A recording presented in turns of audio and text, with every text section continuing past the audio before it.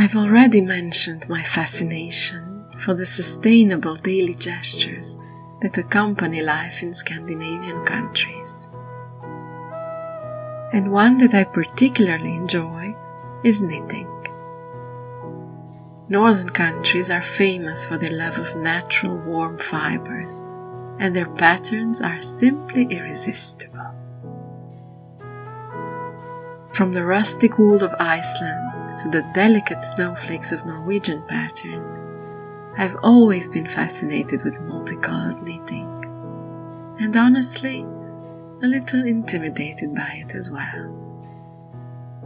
So my Scandinavian Advent calendar has been the incentive to try and decipher a Northern knitting chart.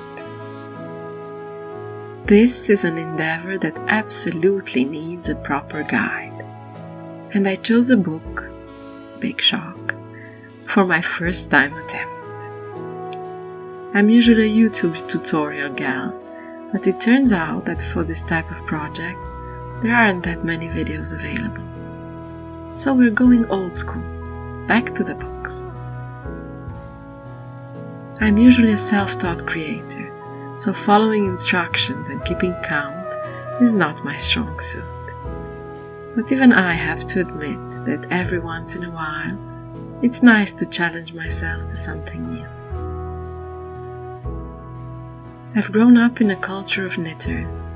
Every woman in my family knew how to make everything, from socks and hats to sweaters and even pants.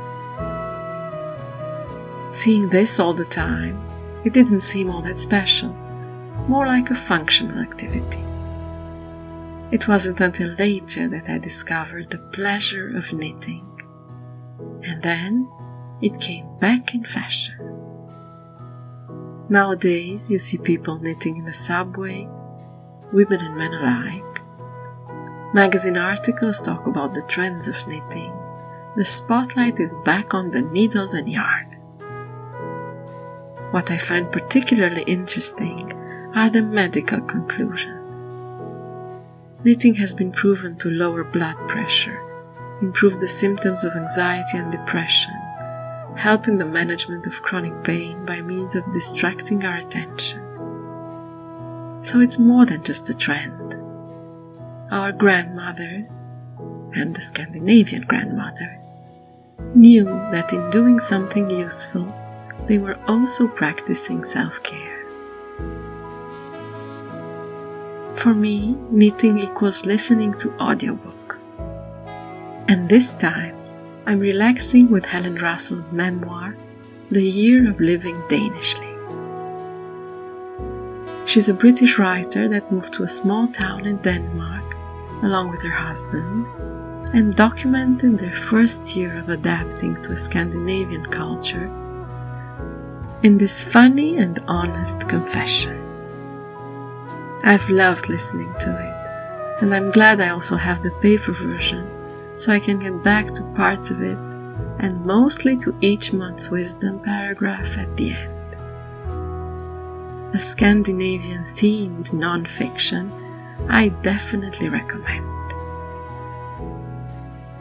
As for my pattern, I'm still working on it, so there's no great reveal in my video. If you keep up with me on Instagram, you'll probably see it in January.